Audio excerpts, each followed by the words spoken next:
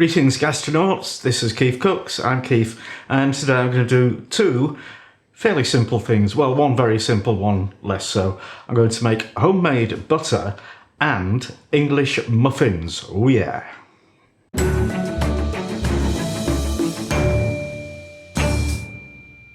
You might have made butter before when you were 6 years old at school and, just by shaking cream in a jar for a very long time. And that's great, but have you made it since? Why would you make your own butter anyway? Generally, it is not cheaper, although it will usually taste a lot better. So the reason I'm doing this today is because I've got a load of cream on its sell-by date for less than half price. So this will be cheaper than the regular price for butter, and so yeah, I'm quite excited about that. If you enjoy this video, give it a like, share, subscribe, etc. and let's get on with it. Homemade butter and English muffins. So ingredients for your butter: cream and optionally salt. I got some sea salt there. That will just make it last a little bit longer because it's preservative, and also give it some zingy, salty crunch. So the cream, yeah, I told you it was a bargain. Normally that would be £1.35.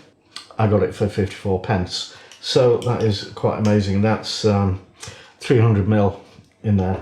All you need to do is churn it. I'm using the good old KitchenAid. You could use an electric hand whisk or a manual hand whisk or churn it in a jar. But anyway, this is by far the easiest thing to do if you've got something like that. So pop all your cream into the bowl. So now we want to start the mixer slowly and add the splash guard.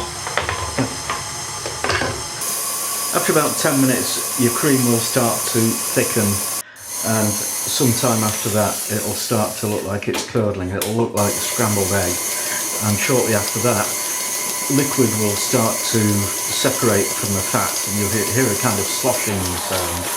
So that liquid is buttermilk. Don't throw it away, it's very useful. And the rest of it is butter. There's the butter, and some more in there, and the buttermilk. And what we need to do is drain the buttermilk off. So I've got a bowl, got a spider or a sieve, and some cheesecloth, muslin cloth.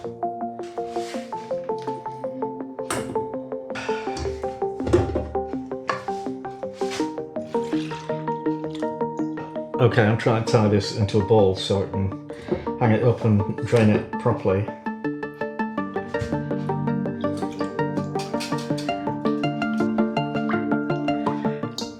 There we go. So if I just kind of massage that, we'll get lots of buttermilk out of that. So I've squeezed about as much buttermilk out of this as I can, but there's still some left in there. So what we can do to get rid of that is to wash it in cold water.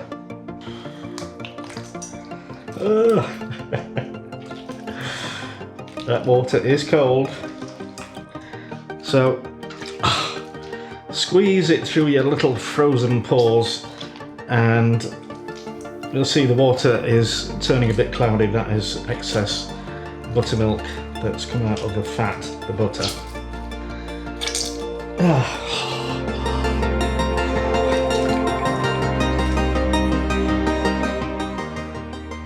Sometimes it takes 2 or 3 changes of water until it runs clear, but I think I'll just do one, see how we get on.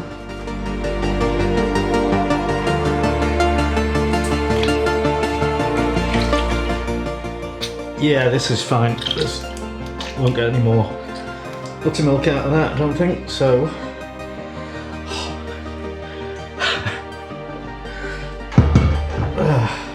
So I'm pleased about that.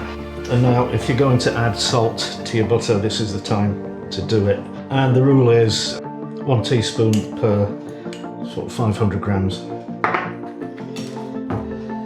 Would be sensible to weigh it really, wouldn't it? 498 grams. Okay, here are my 2 chunks of butter, 250 grams each approximately, which is the standard size for a lump of butter. What I've got here, I'm going to try and pack these into rectangles. So I've got 2 flat spatulas which have been soaking in cold water for actually a few hours, but you know, minimum 30 minutes. And the moisture they've absorbed basically stops them sticking to the butter. I've never done it like this before. Normally I would just roll it into a sausage and wrap it in plastic film or something. I think you need to do a 7-year apprenticeship to figure out how to do this, you know, like perfectly straight. That looks all right to me though.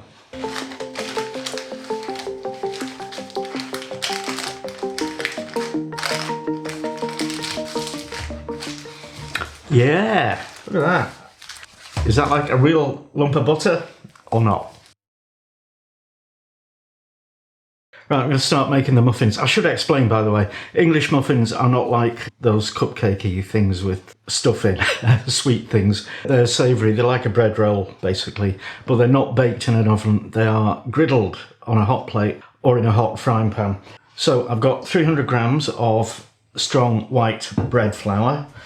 I want a teaspoon of active dried yeast, a teaspoon of sugar, a teaspoon of salt. Just give that a quick stir, those dry bits. Then I've got 15 grams of butter cut into small bits and an egg and 170 ml of milk or buttermilk.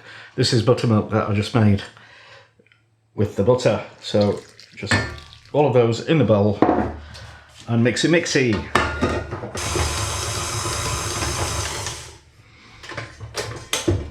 Now I'll change that for the dough hook, and we'll need that for about 10 minutes. You can do this by hand, of course you can, but it's easier to do it with this. Okay, there it is. It is quite a sticky dough and elastic.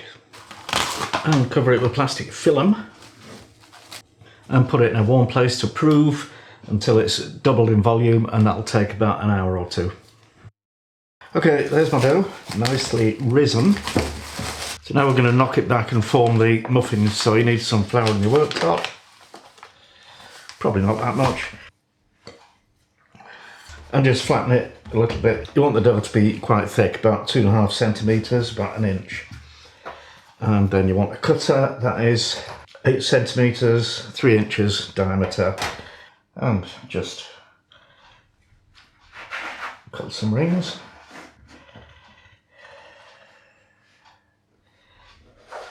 Then I've got a baking sheet lined with greaseproof paper and some polenta. So we just sprinkle that on there. You could also use coarse semolina. It's just to give it a bit of a crunchy texture and to stop it sticking. So carefully put your muffins on the tray. I thought I'd have got quite a lot more than this, but well, we haven't. Scrunch the offcuts together. Should be able to make another 2 out of that. Now just loosely cover them with a clean tea towel and leave in the warm place for about 30 minutes to rise a little bit. Okay, there it is. It's had about an hour actually, and they have risen a little bit. Now I'm going to sprinkle a bit of polenta on there. We don't bake them, we do them on a griddle or a cast iron skillet, or you know, any heavy bottomed large pan. I'm heating the griddle kind of medium low because you don't want it fiercely hot. Your muffins need to be cooked slowly so that the inside gets cooked before the outside turns into a black scorched mess. So it's a little bit tricky.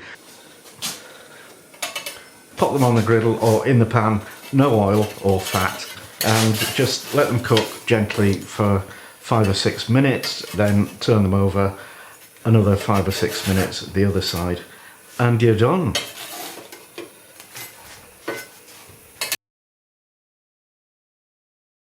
And now it's taste test time with me.